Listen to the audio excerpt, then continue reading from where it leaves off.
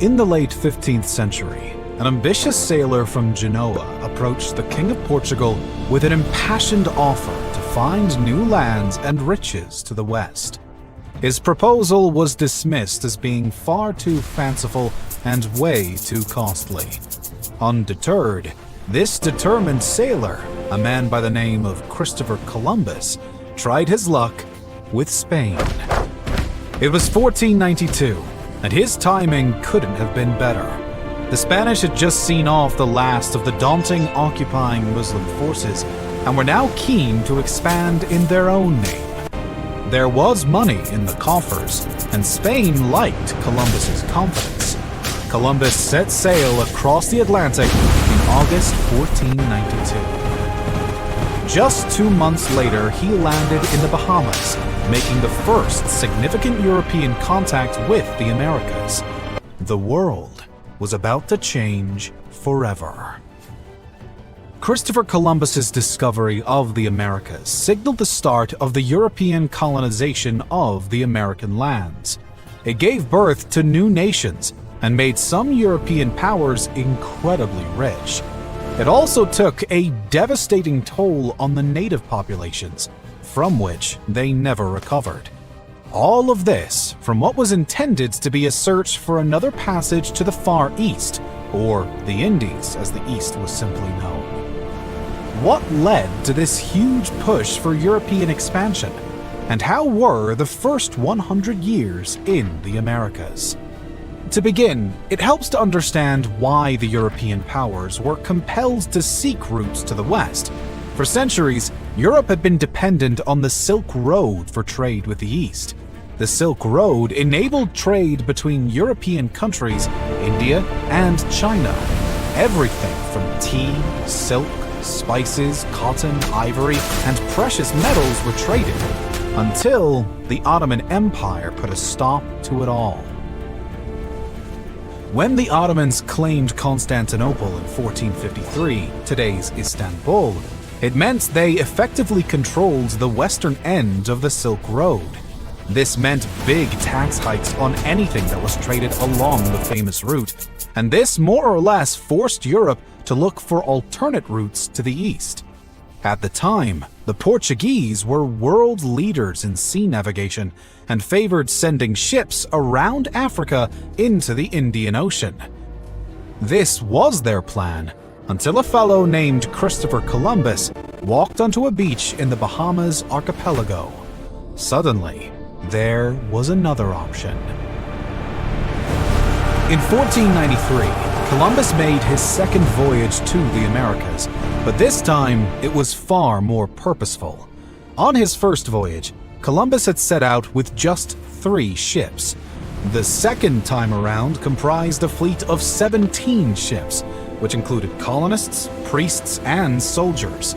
They even took a pack of fearsome-looking mastiff dogs to further intimidate the natives. Not that Columbus was particularly concerned about any native resistance, however.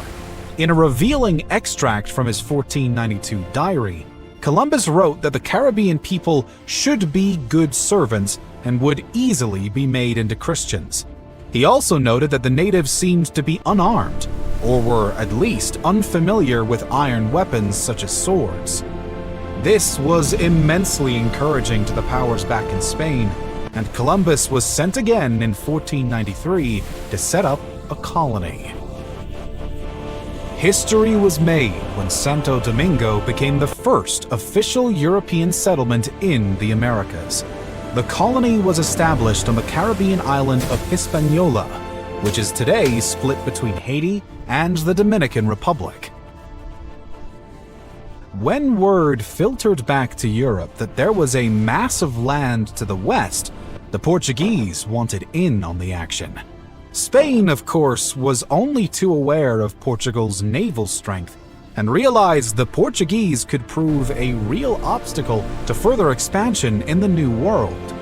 And so, in 1494, Pope Alexander VI stepped in to avoid future conflicts.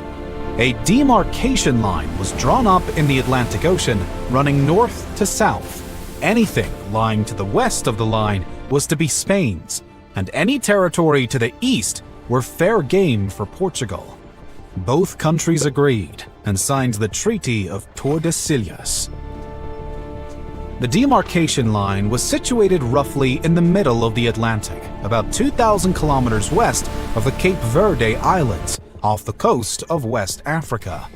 The general idea was that the new lands discovered by Columbus would go to Spain, while Portugal was free to conquer Africa and southern Asia. There was just a small exception to what was pretty much all Spanish territory.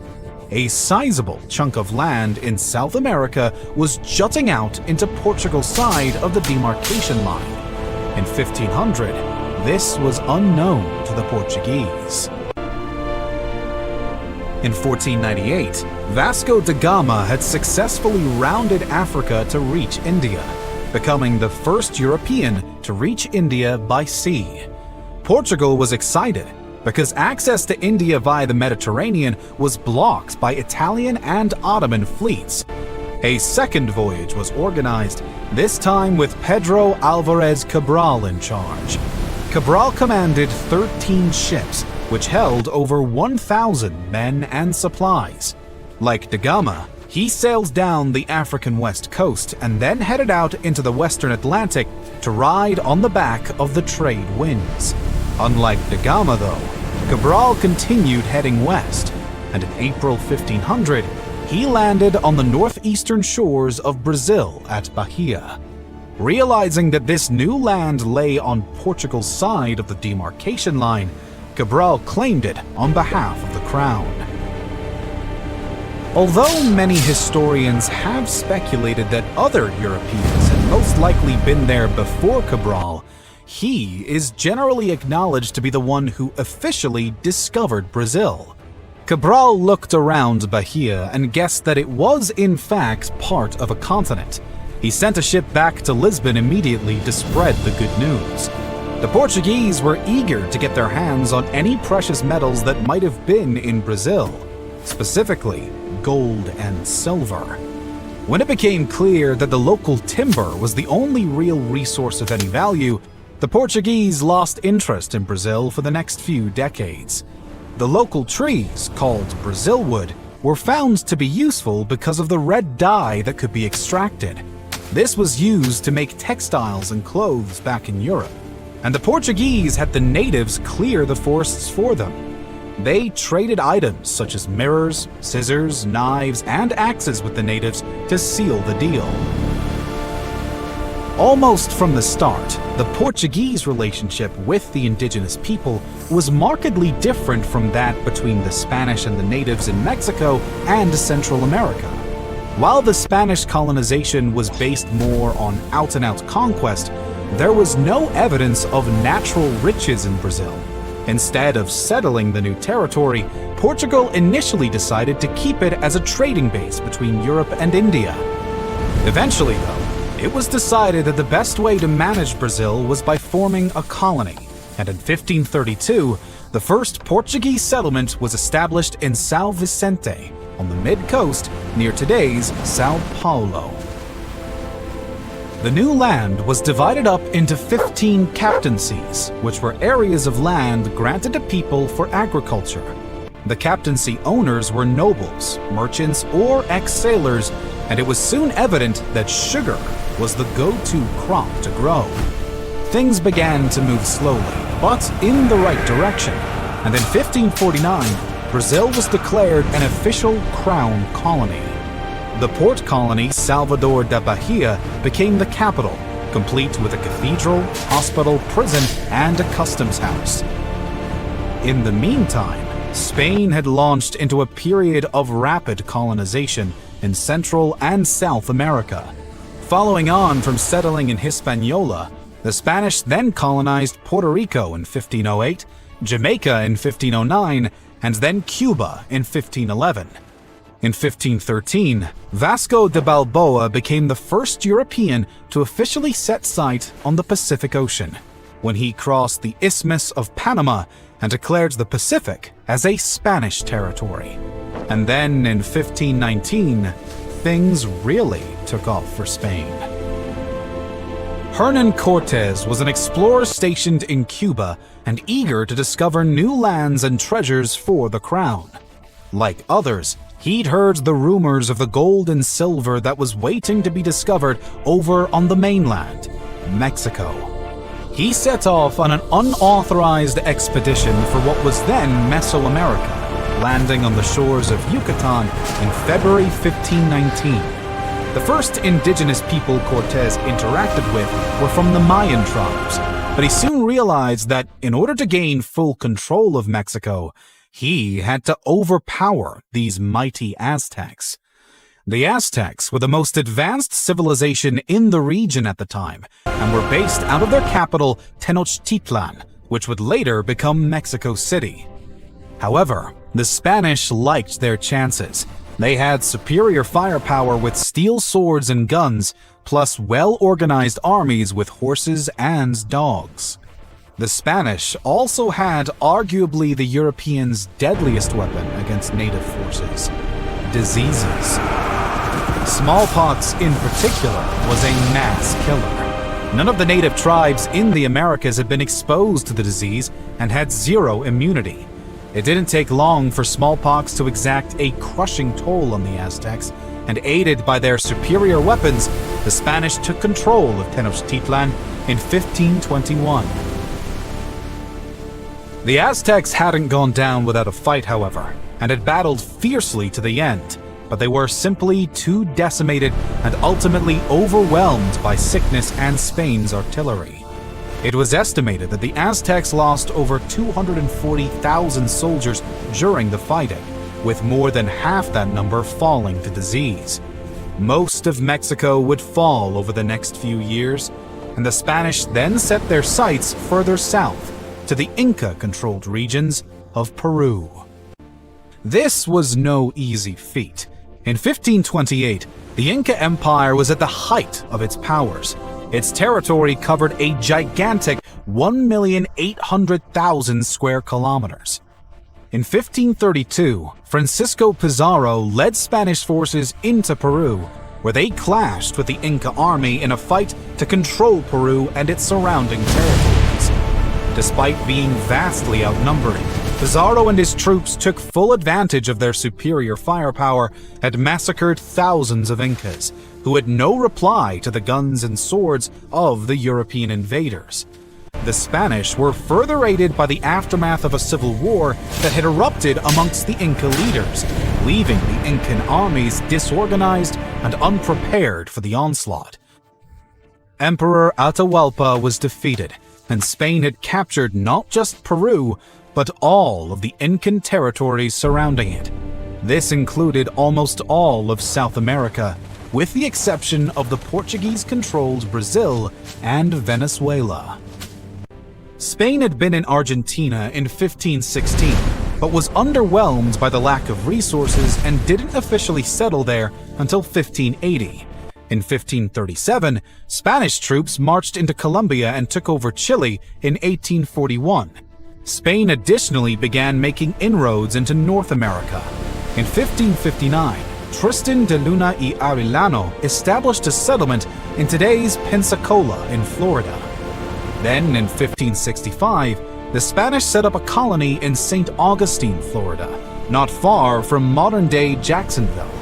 Throughout the 16th century, the Spanish gradually moved into areas of what would become the southern United States. This included Texas, New Mexico, Colorado, California, and Arizona, meaning that Spain had secured huge expanses of land across 2 continents. None of this activity had escaped the attention of Britain and France.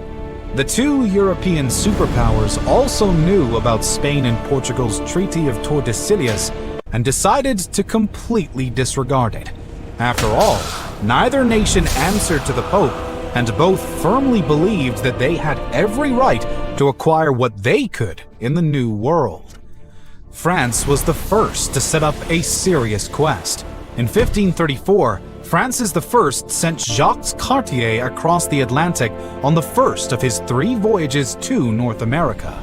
Cartier explored the coast of Newfoundland and traveled along the St. Lawrence River.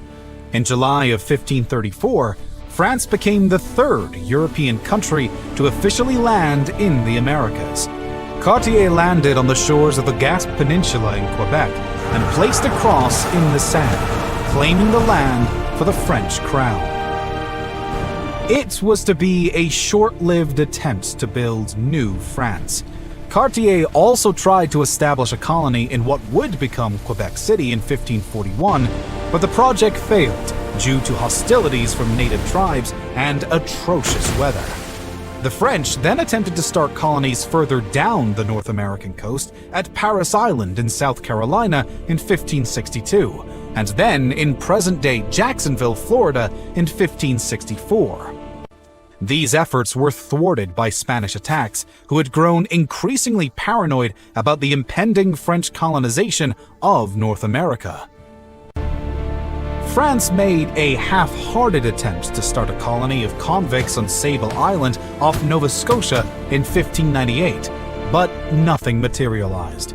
The early attempts by the French were poorly financed and didn't receive anywhere near the amount of support needed to successfully establish colonies. That, added to constant fighting with the local tribes and harsh weather, meant France had little to show for its efforts by the end of the 16th century. Big changes were taking place in England, contrarily, and it too was about to throw its hat into the ring. England already had a strong and established navy and was looking to build some serious wealth. When Queen Elizabeth took the throne in 1558, she was ready for action. Elizabeth not only gave the green light for British ships to attack and loot any Spanish ships traveling back from the Americas with booty, but she also sponsored voyages to the Caribbean. When these ventures failed because of strong reprisals from the Spanish, Elizabeth and Britain then focused their sights on the North American coast.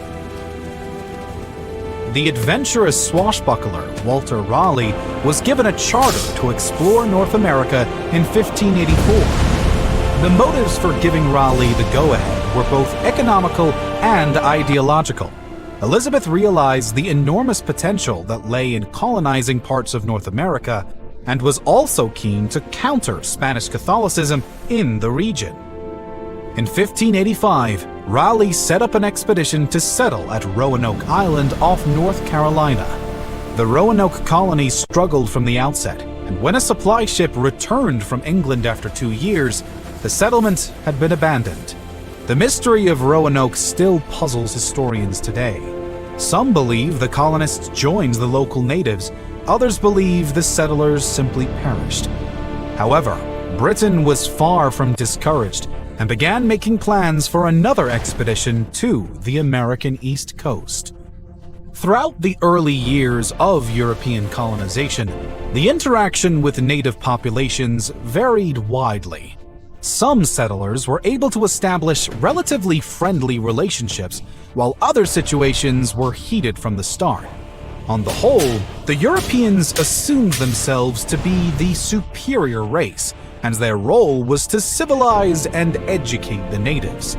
The Spanish were quick to enslave the local population when they settled in Hispaniola in the Caribbean. They continued this practice when they ventured into Mexico. Natives captured in battle were soon put to work, and when disease began to take its toll on the local populations, the Spanish looked to West Africa. The British had a similar viewpoint.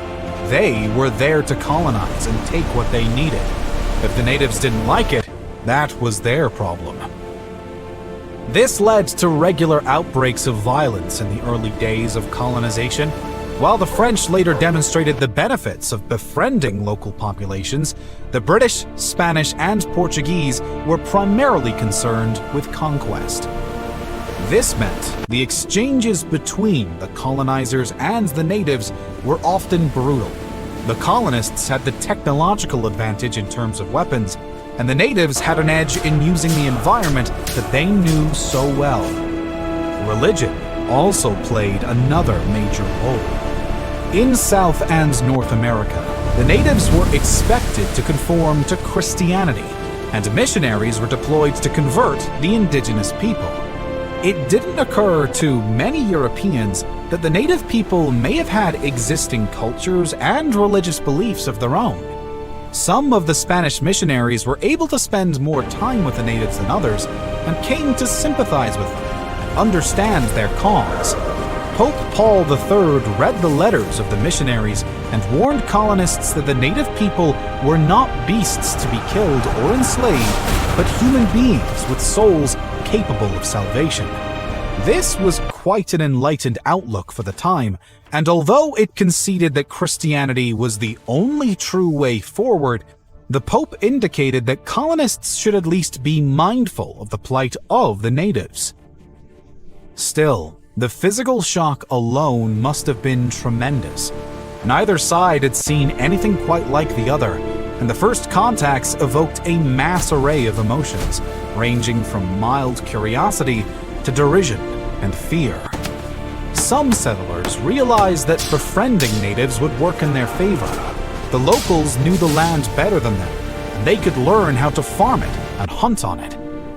When the British initially settled at Roanoke in 1585, they struck up a relationship with the local Algonquin people.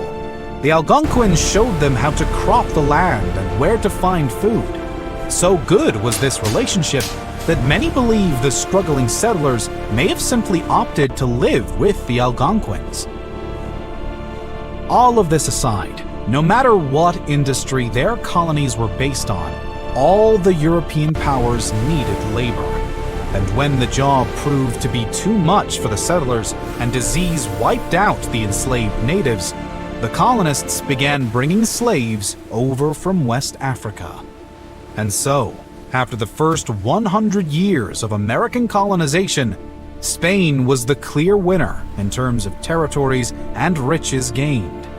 The Spanish had established colonies from Buenos Aires all the way up to Florida and Texas. However, France was about to have a massive influence, and England had only gotten started. In North America, at least, massive changes were on the near horizon.